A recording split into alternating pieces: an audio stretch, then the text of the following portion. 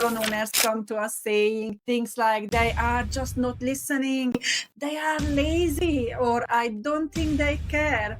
You explain things 10 times, it still doesn't click. You ask someone to do something, they just nod and go, yeah, and then nothing gets done, or it gets done and it's nowhere near, like it's completely different to in how you had it in your head about how it should be done. And then you're thinking, like they know how to do it. Why can't they just?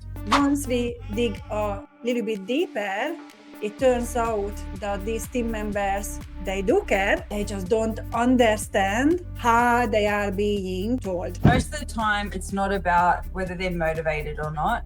It's a miscommunication. We're talking to people in ways that we prefer to be communicated with, not in the way that they actually learn and process the information. They are the best earners and you want to reward them with putting them into a higher position. So that's normally not the case, but unfortunately this is what people follow, and then it backfires because you put someone into a position who has no idea how to manage team, and they normally cannot build rapport with the team members. They lost, they don't have any idea about business. So when you actually thinking about putting someone into the position, you actually need to mentor them and you need to find the right person.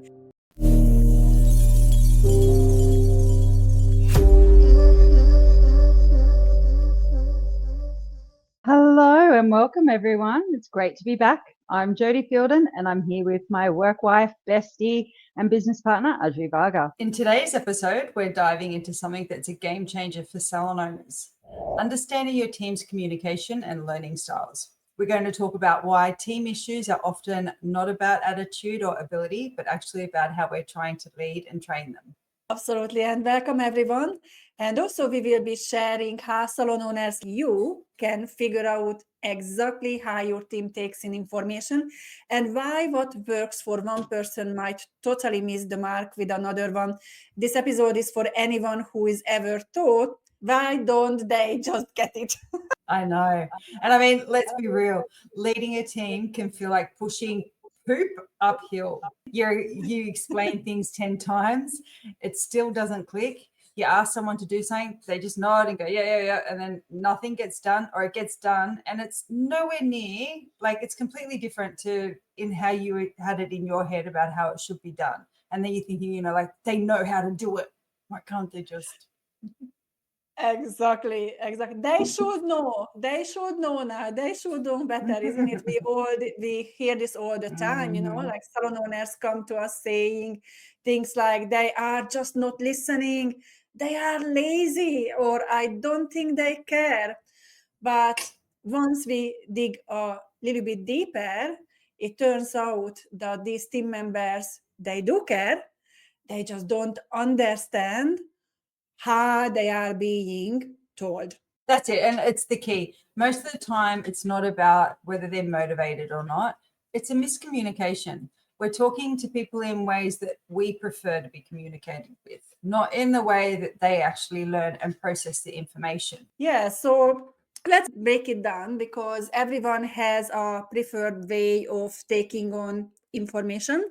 And when we start our salon or when we start any business, we actually don't understand this very, very important aspect of managing people. Because the fact is that some people are visual, which means that they better when they see things. Some people are auditory, that means they better when they hear things. And then some people are kinesthetic, so they like to do things or they like to feel things. And some people are auditory digital, which means they are very, very detail oriented. And then there are the logical thinkers. These team members need things to make sense and they want to understand the why behind every single instruction. And I got to tell you, those are the worst for me to deal with.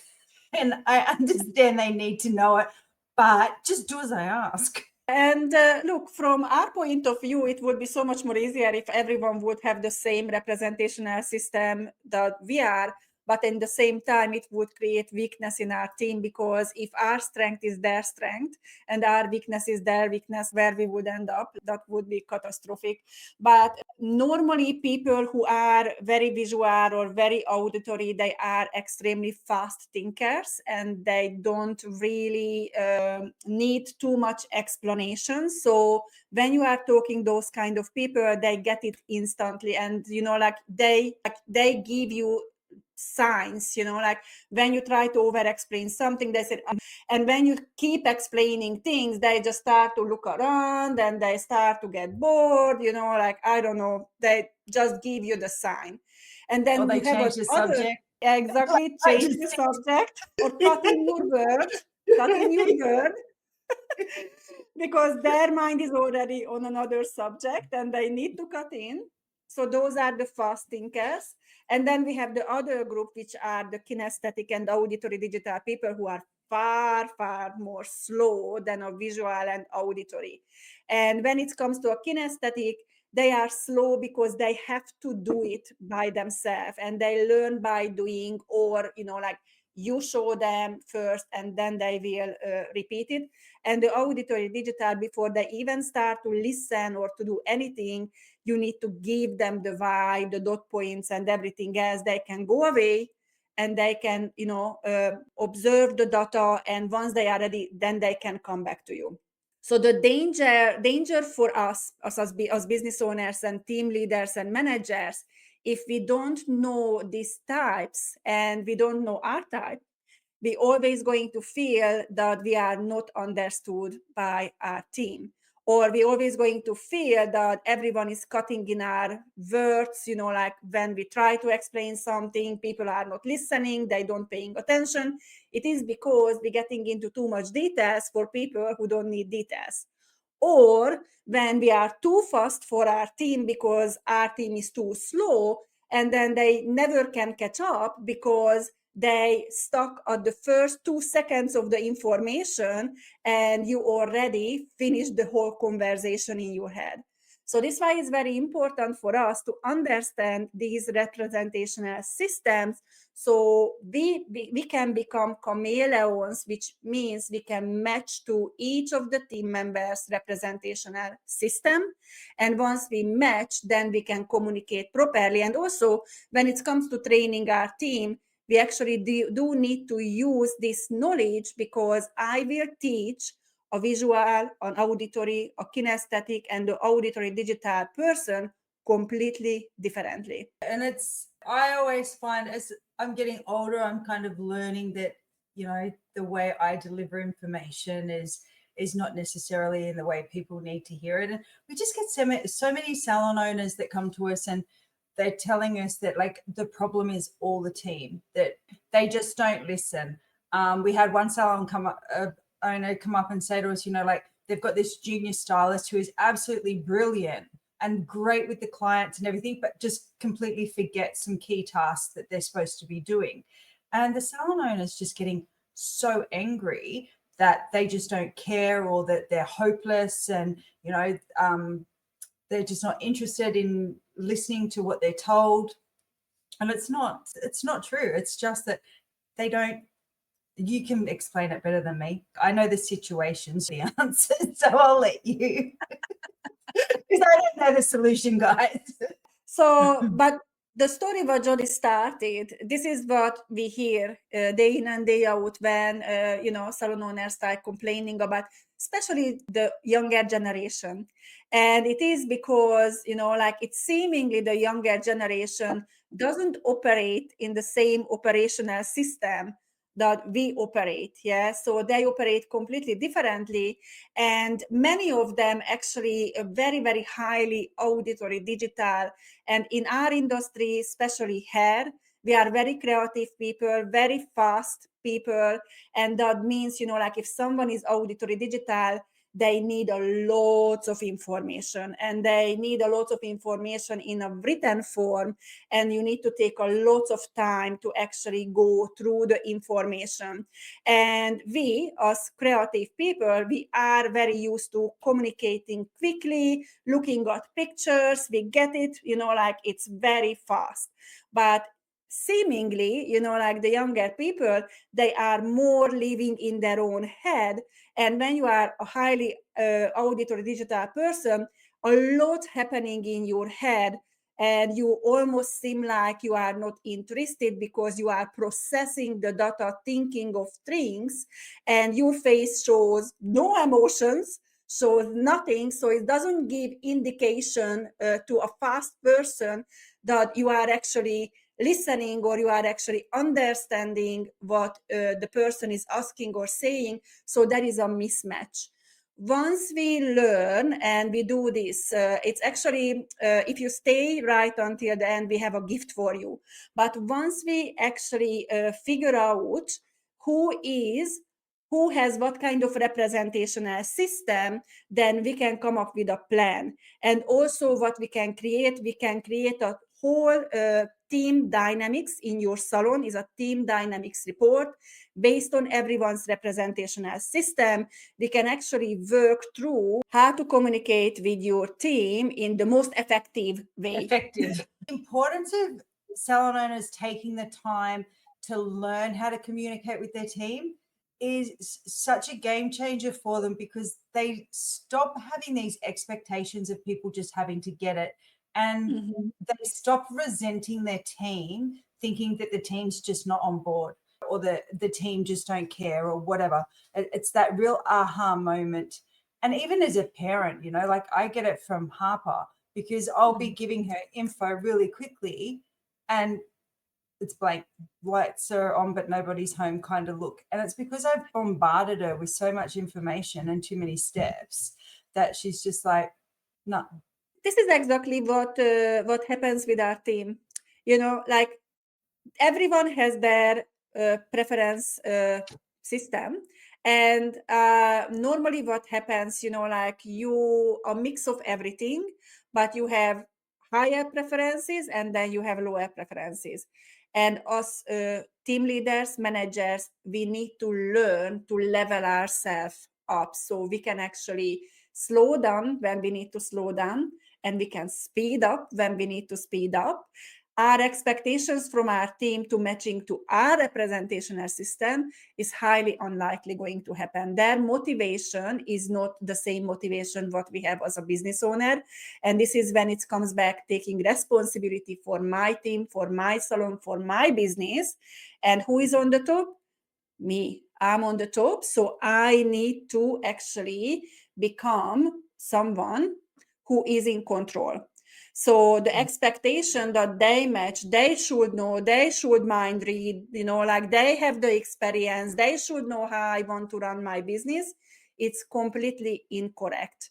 You need to communicate the way you want to do things done, and you need to communicate in the way they understand the best. Yeah, it's like I had a salon owner. He's got a couple of nail salons, and we were talking yesterday, and he wants to work with us, and we're taking a high level look at like his KPIs for the last 3 months, and it had like dropped from like almost in half in 3 months the average client spend. And he was saying to me, well, my manager's in there looking after it. He should see this and he should pick all this up and he should be dealing with the team. And I'm like, what for? It's not his business. Why are you expecting your manager to do that? Like that's your job, not his job.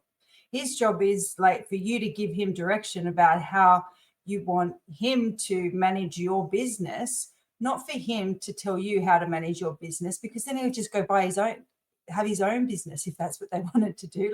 Take some ownership, guys.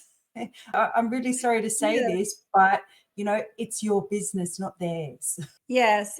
And we tend to think, like if we put someone in a management position, and normally we tend to put our best stylist or best therapist, which is normally not really the best idea. So that's another conversation for another day, because you take off the floor your biggest earner, and they are not necessarily the best, they are not necessarily have the best people management skills just because they are the best earners, and you want to reward them with putting them into a higher position. So That's normally not the case, but unfortunately, this is what people follow, and then it backfires because you put someone into a position who has no idea how to manage team, and they normally cannot build rapport with the team members. They lost, they don't have any idea about business.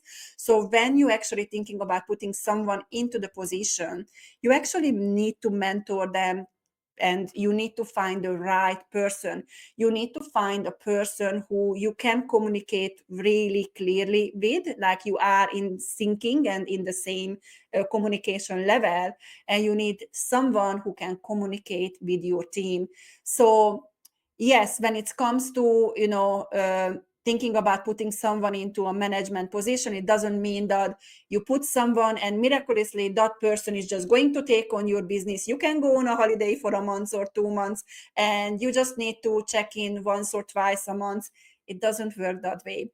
You can end up that way. Yeah, like I created a business when I ended up working only one Saturday a month. It took for me years to create that business, but then I had to systemize everything. I had a manager, and I was working very closely with my manager. I had a front of house, and I worked extremely closely with my front of house. So it's still a work, and communication is extremely important. That's it. And so if you, as a salon owner, if you're sitting there with beauty, hair, skin, whatever, if you're a business owner and you're sitting there and you're thinking, okay, how can I start to understand my team? How do I first understand myself so I can have a look at what my communication styles are and what I need, and then who I could maybe match with best as a manager so that you can be in sync? Because it's for the majority of us, that's like another language. It's like, oh, I don't know, I sync with the person I get along with the best. Well, no, it's more scientific than that, and it's maybe the person you least expect to be the right person for the role. So that's why we've Adri's put together a representational system preference test. Say that 4 times in your Hunglish, Adri, for me. And do you want to just explain a little bit? I know we touched on it before, but now that we've kind of gone through, like, this, what it can provide a solution for, because this is the really, unless you naturally kind of happen to find that right person, the majority of us actually need a little bit of help to find that right person, and that's what this help is. So regarding the test, this test is what we use. It's actually a test based on NLP science. So it's came from NLP, and it's a very, very simple test. It's only 5 questions, and 4 is a question with multiple choices, and the 5th one has no statement, no questions, just 4 choices. So it's a very, very simple test, but when you fill out this test, is actually going to tell you your preferred representational system.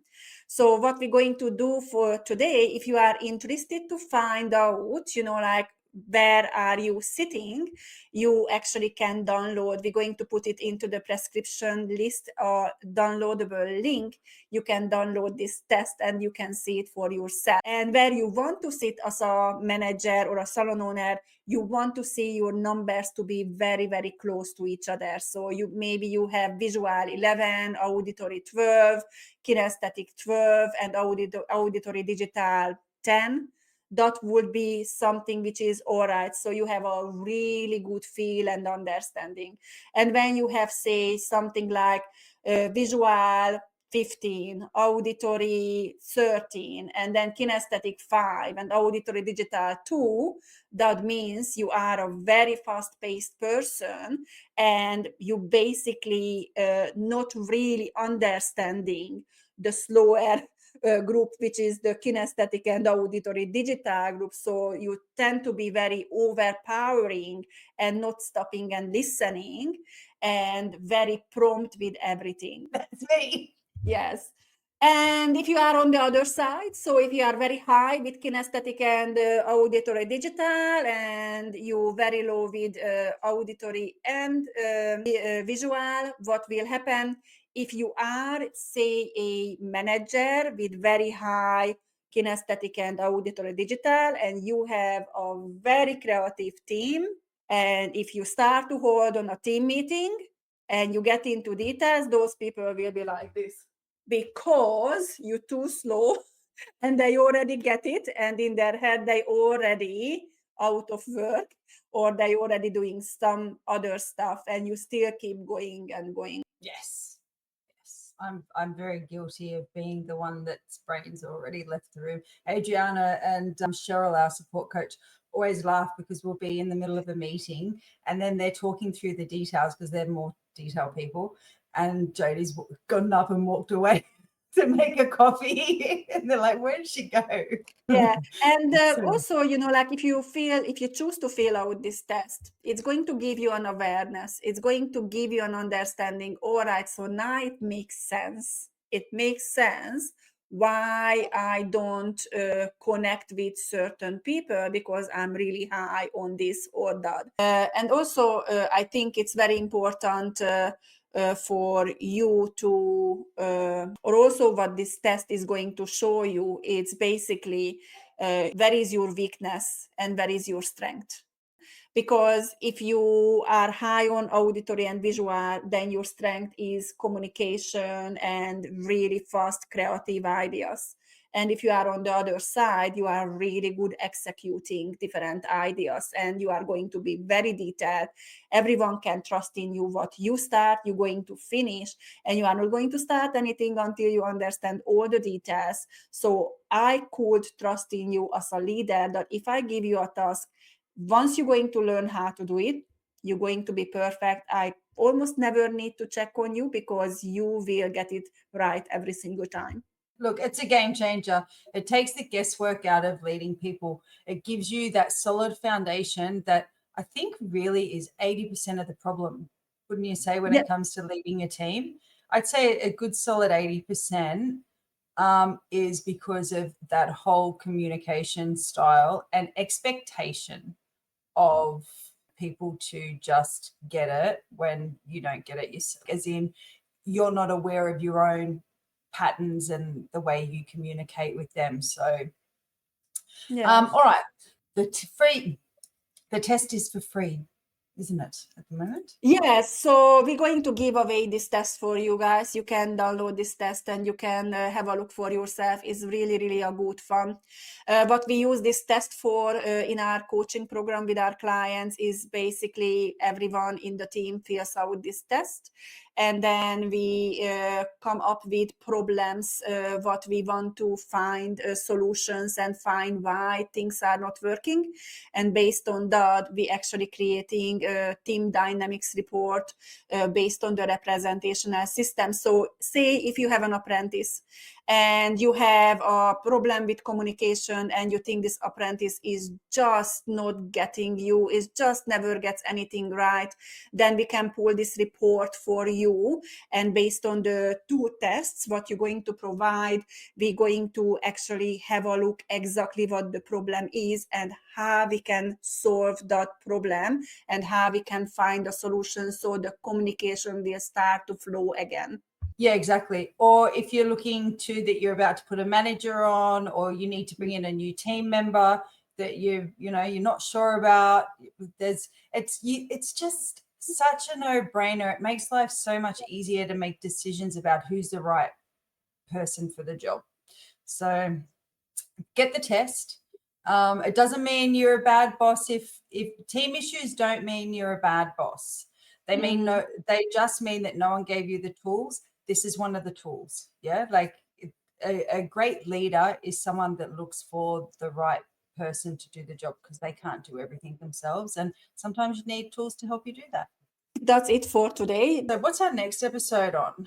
Our next episode is going to be starting a salon. These are the 5 tips could save you time, money, and stress. Awesome. I wish I had learned that one in the beginning.